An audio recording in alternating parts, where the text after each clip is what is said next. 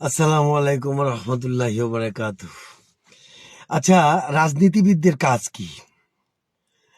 রাজনীতিবিদদের মৌলিক কাজ হচ্ছে যে তারা জনগণের অর্থ একত্রিত করে একটি প্রশাসনিক প্রক্রিয়ায় এদেশের আপামর জনগোষ্ঠীর উন্নয়ন ঘটানো, বিশেষ করে অর্জনকৃত যে সরকারি কোষাগার, সেখানে ভ্যাট ট্যাক্স বিভিন্ন আঙ্গিকে যে টাকাগুলো, সেই টাকাগুলোকে একত্র করে জনগণের আর্থসামাজিক উন্নয়ন করা, বিশেষভাবে দেশটাকে স্বাবলম্বী করা, এটা না। কিন্তু এই রাজনীতিবিদদের তো কাজ এটা না যে তারা জনগণ যে অর্থটা দিবে সেই অর্থটা তারা তারা তো আর আলাদা করে ইনকাম করতে পারে না। জনগণের প্রদেয় অর্থটাকে তারা কি করবে, একটা বৃহৎ অলস শ্রেণী তৈরি করবে এবং তাদের মাঝে বন্টন করে দেবে। এমনটি তো আর রাজনীতিবিদদের কাজ না, তাই না? রাজনীতিবিদদের কাজ হচ্ছে যে দেশের যে অর্থ রয়েছে, যদি সেটা স্বল্প হয় সেটাকে বৃদ্ধি করা এবং দেশের অবকাঠামো উন্নয়ন, দেশের শিক্ষা, চিকিৎসা, বিশেষ করে নাগরিক যে অধিকারগুলো রয়েছে সেই অধিকারগুলো কমপ্লিট করা, এরপরে দেশটাকে স্বাবলম্বী করা, দেশটাকে আত্মনির্ভরশীল করা। এই তো।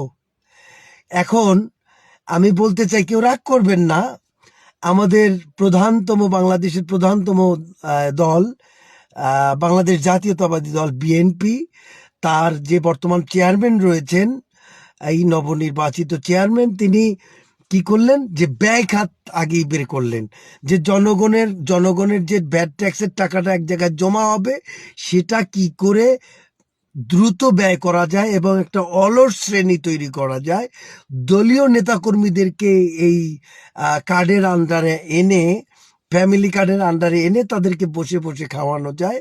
এবং এটা হচ্ছে একটা ভোটের রাজনীতি। এটা কোনো জাতীয় নেতার কাজ না। জাতীয় নেতার কাজ তার পিতার যে কাজটা ছিল, সেটা কি, আত্মনির্ভরশীল বাংলাদেশ, স্বনির্ভর বাংলাদেশ বিনির্মাণ করা এবং জনগণের যে অর্থগুলো রয়েছে সেই অর্থগুলো পূর্ণাঙ্গভাবে যে যে জায়গাগুলোতে ইনভেস্ট করলে গভর্নমেন্ট, যে যে জায়গাগুলোতে ব্যয় করলে জনগণ আত্মনির্ভরশীল হবে, জনগণ রাষ্ট্রের বোঝা হবে না, জনগণ হবে রাষ্ট্রের শক্তি, সেই ধরনের একটা প্রক্রিয়া একটা রাজনৈতিক দলের প্রধান বা রাজনৈতিক দল করবেন। কিন্তু তিনি কি করলেন, মানে আই হ্যাভ এ প্ল্যান। সেটা কি প্ল্যান? যে যতটুকু অর্থ দেশের গচ্ছিত আছে সেগুলো তো বিলাবেনি, অধিকন্তু তিনি আরো অতিরিক্ত অর্থ কিভাবে জনগণের পকেট কেটে, যেটা আওয়ামী লীগ করেছিল, পকেট কেটে কোষাগারে না এনে সরাসরি একটা অলস শ্রেণী তৈরির ক্ষেত্রে বিতরণ করা যায়, এটা কোনো রাজনৈতিক দর্শন হতে পারে না। রাজনীতি করেন, রাজনীতির তো কিছুই শেখেননি। একটা দেশের রাজনীতিবিদদের কাজটা কি?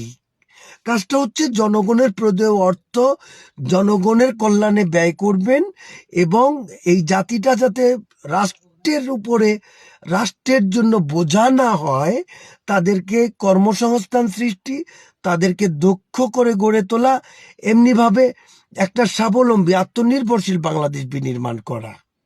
এর বাইরে আর তো কোনো কাজ নাই।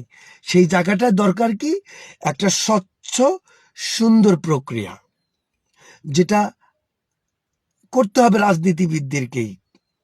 কিন্তু আমরা কি দেখছি, যে আই হ্যাভ এ প্ল্যানের নামে উনি যা করছেন সেটা একটা হাস্যকর হয়ে গেছে। জাতি হাসছে, বিভিন্ন জায়গায় হাসাহাসি করছে এই আই হ্যাভ এ প্ল্যান এবং এই যে ফ্যামিলি কার্ডের ব্যাপারে। কেন কেন যে বাজেটটা আপনারা ফ্যামিলি কার্ডের জন্য করবেন, সেই বাজেট দ্বারা জাতিকে কিভাবে আত্মনির্ভরশীল করা যায়, জাতির হাতে কাজ তুলে দেয়া যায়, জাতিকে দক্ষ করা যায়, বিভিন্ন ধরনের কাজ রয়েছে। দেশের সর্বপ্রথম যেটা আসলে রাজনীতিবিদরা বোঝেনি না যে আসলে দেশের প্রয়োজনটা কি। আগে বাংলাদেশের প্রথম যে প্রয়োজনটা সেটা হচ্ছে এই জাতির ঘাড়ে জগদ্দল পাথর যে দুর্নীতি রয়েছে, স্বজনপ্রীতি রয়েছে, সন্ত্রাস রয়েছে, চাঁদাবাজ রয়েছে, এগুলোকে মূলোৎপাটন করা। জাতির প্রথম যে বিষয়টা দরকার 1 নম্বর, সেটা হচ্ছে সুশাসন। সুশাসন দরকার। আপনার এমন হাস্যকর প্ল্যান যে আপনি কি করবেন, যে জনগণকে আত্মনির্ভরশীল করবেন, তার পরিবর্তে জনগণকে কুড়ে অলস লুটপাটের একটা বন্দোবস্তের ব্যবস্থা করতে চাচ্ছেন আপনি। আপনি আপনি আপনি কোথায় কোষাগারকে সমৃদ্ধ করার প্ল্যান তৈরি করবেন, সে জায়গায় কোষাগারকে আরো কিভাবে মানে শূন্য করা যায়, সেই ধরনের প্ল্যান আপনাকে কে করতে বলেছে? আপনার আশেপাশে যে বুদ্ধিজীবীরা রয়েছে, আমি চ্যালেঞ্জ করে বলতে পারি একটাও যথোপযুক্ত বুদ্ধিজীবী না, আপনাকে কোনোভাবেই সঠিক পথে এগোতে দিচ্ছে না। অথবা আপনি নিজেই ব্যর্থ, আপনি জাতির মৌলিক সমস্যাটা বোঝেন না, এবং জাতির কোষাগারকে কিভাবে সংরক্ষণ করা যায়, জাতিকে কিভাবে আত্মনির্ভরশীল করা যায়, সে ধরনের কোনো ধরনের জ্ঞান আপনার নাই। যদি থাকতো তাহলে এই ধরনের একটা একটা বাজে প্ল্যান কিভাবে আপনি করতে পারেন? আপনার পিতা মরহুম শহীদ প্রেসিডেন্ট জিয়াউর রহমান, উনি নিজে রাস্তাঘাটে নেমে খাল খনন করে যে দেশকে খাদ্যে স্বয়ংসম্পূর্ণ করা, দেশকে আত্মনির্ভরশীল করা এবং বহির্বিশ্বের সাথে বাংলাদেশের যে সুসম্পর্ক বিনির্মাণ, অর্থাৎ আমাদের পররাষ্ট্র নীতিকে যেভাবে পুনর্গঠনের যে তিনি চেষ্টা করেছিলেন এবং সম্প্রসারণের চেষ্টা করেছিলেন, এমনিভাবে কিভাবে কোষাগারে রাষ্ট্রীয় কোষাগারে অর্থ বৃদ্ধি করা যায়, সেই ব্যাপারে তিনি একদম কট্টর জাতীয়তাবাদ ছিলেন, কট্টর দেশপ্রেমিক ছিলেন। আপনার মাও তেমনি ছিলেন, কিন্তু আপনি টোটালি না।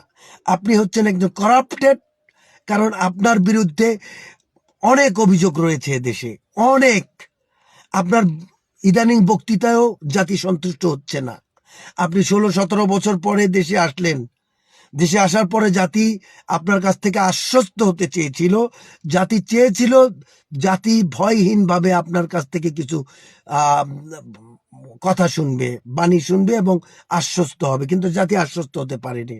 আপনি বক্তৃতায় সন্ত্রাস, চাঁদাবাজ, ঘুষ, দুর্নীতি, এমনিভাবে রাষ্ট্রীয় যে কর্মচারীরা রয়েছে তাদের যে অব্যবস্থাপনা রয়েছে, রাষ্ট্র পুনর্গঠনের ব্যাপারে কোনো কথাই আপনি বলেন নাই।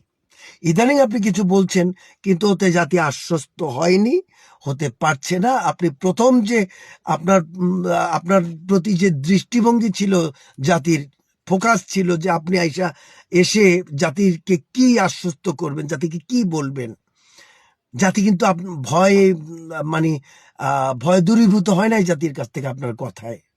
বরঞ্চ ইদানিং যা দেখছি সেটা অত্যন্ত ভয়াবহ।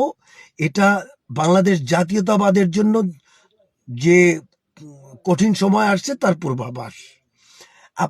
আপনাকে পরিশীলিত করতে পারেননি। আপনি ঠিক একটা তথাকথিত হলেও সভ্য রাষ্ট্রের বসবাস করেছেন দীর্ঘদিন, কিন্তু আপনি কিছু অর্জন করতে পারেননি। ছোট মুখে বড় কথা বললাম তো, আসলে এটাই বাস্তব। আমরা দেখেছি আপনার আশেপাশে যে বন্ধু বান্ধব, এরা কেউই আপনাকে ভালো পথের দিশা দেন না। যেমন শেখ হাসিনাকে দেয়নি দেশের, তার আশেপাশে ছিল চতুর্দিকে যারা ছিল তাকে বেষ্টনীতে, তারা ছিল করাপ্টেড, তারা দালাল, তারা কি বলবো দুর্নীতিবাজ, তারা সন্ত্রাস, তারা শুভ বুদ্ধি দিয়ে জাতিটাকে পুনর্গঠন এবং শেখ হাসিনাকে নিরাপদ জায়গায় তারা কিন্তু দিতে পারেননি।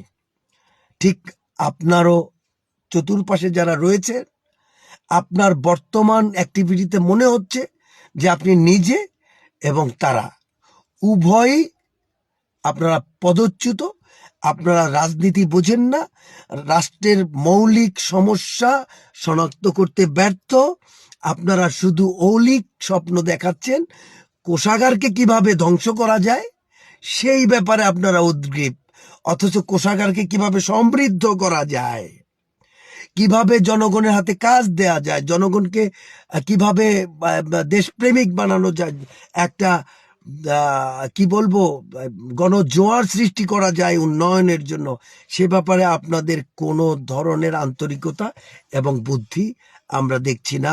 আমরা সাধারণ নাগরিক হিসাবে আমরা সত্যি আশাহত আপনাদের দ্বারা, বিশেষ করে বর্তমানে বিএনপির যে চেয়ারম্যান জনাব তারেক সাহেব, তারেক স্যারের কথায় জাতি কোনোভাবেই আশ্বস্ত হতে পারেনি এবং আশ্বস্ত হওয়ার মতো তার কোনো ধরনের রাজনৈতিক ট্যালেন্ট জাতি দেখছে না। So we are so sorry for your leadership. I have a plan is a destroy. আগে মেকিং এ ফিউচার মেকিং করেন। Change we need. জাতি পরিবর্তন চায়, জাতি কোষাগার সমৃদ্ধ চায়, জাতি আত্মনির্ভরশীল বাংলাদেশ বিনির্মাণ দেখতে চায়। আপনাদের মতো লুটের মহোৎসবের যে পরিকল্পনা, এটা হাস্যকর একটা পরিকল্পনায় রূপ নিচ্ছে। এবং আমরা দেখেছি যে ইতিপূর্বে ফ্যামিলি কার্ডের যে প্রোগ্রামটা ছিল, প্রায় 1 কোটি লোক সুবিধাভোগী, এর মধ্যে 80 থেকে 90% হচ্ছে যারা সক্ষম ব্যক্তি, তাদের হাতে দিয়েছেন কার্ডগুলো তারা। এবারও তাই হবে। লাভ কি? জনগণের ঘাড়ে কেন বোঝা চাপাবেন? জনগণ কেন বোঝা হবে রাষ্ট্রের? জনগণ কেন রাষ্ট্রের হবে না, মানে সম্পদ হবে না? আপনাদের প্ল্যান তো জনগণ রাষ্ট্রের বোঝা হচ্ছে, রাষ্ট্রের সম্পদ তৈরি হচ্ছে না। তো এই ধরনের ফ্রড, বাজে চিন্তা চেতনা কে দেয় আপনাদেরকে? কে দেয়? কি শিখেছেন? কিছুই শিখেননি। সো একেবারেই জনগণ আপনাদেরকে, আর আপনাদের কথা কানে আসলে এখন বিরক্ত বোধ হয় আপনাদের পরিকল্পনার কারণে। So change we need for positive turn, মানে টার্নিং পয়েন্টস অফ বাংলাদেশ একটা টার্নিং পয়েন্টে আছে। এই টার্নিং পয়েন্টটাকে যদি আপনারা বুঝতে সক্ষম না হন, তাহলে এই ব্যর্থতার দায়ভার আপনাদের নেতা কর্মীরাই বহন করবে, জাতি বহন করবে না। কারণ জাতি তার পছন্দটাকে তারা ঠিকই বেছে নিয়েছে এবং নেবে ইনশাআল্লাহ। সো পরিবর্তনের জন্য অবশ্যই একটা প্রকৃত গবেষণা ধর্মী একটা প্ল্যান জাতির সামনে যদি উপস্থাপন করেন, এবং আপনার দলকে পুনর্গঠন করতে হবে। আপনি জাতিকে কি করবেন? এই ফ্যামিলি কার্ড দিবেন, অথচ আপনার লক্ষ লক্ষ নেতা কর্মী তারা চাঁদাবাজি ছাড়া তাদের ঘরে চুলো জ্বলে না। তাদেরকে কার্ড দিবেন কিভাবে? দলীয় কার্ড, দলীয় ফান্ড থেকে টাকা দিয়ে তাদেরকে কিভাবে স্বাবলম্বী করবেন সে চিন্তা করেন। জাতির কোষাগার ধ্বংস করার জন্য আপনাদেরকে কখনোই জাতি আপনাদেরকে ক্ষমতায় দেবে না ইনশাল্লাহ, এটাই সত্য। সো আমার কথায় যদি কেউ দুঃখ পেয়ে থাকেন আমাকে মাফ করবেন, এটা হচ্ছে দুঃখবোধের কথা। কারণ বাংলাদেশ জাতীয়তাবাদী বিএনপি এবং এর যে কর্ণধার, যে প্রতিষ্ঠাতা, ওনার প্রতি যথেষ্ট পরিমাণে মানুষের দরদ, ভালোবাসা ছিল, আছে এবং থাকবে। কিন্তু বর্তমান নেতৃত্ব সেই ভালোবাসাটাকে সঞ্চয় করতে পারছেন না, তাদের দূরদর্শিতার অভাবে, তাদের নির্বুদ্ধিতার কারণে। সবাই ভালো থাকবেন, সুস্থ ও সুন্দর থাকবেন। অবশ্যই আত্মনির্ভরশীল বাংলাদেশের জন্য চেষ্টা করবেন। আসসালামু আলাইকুম ওয়া রাহমাতুল্লাহি ওয়া বারাকাতুহু।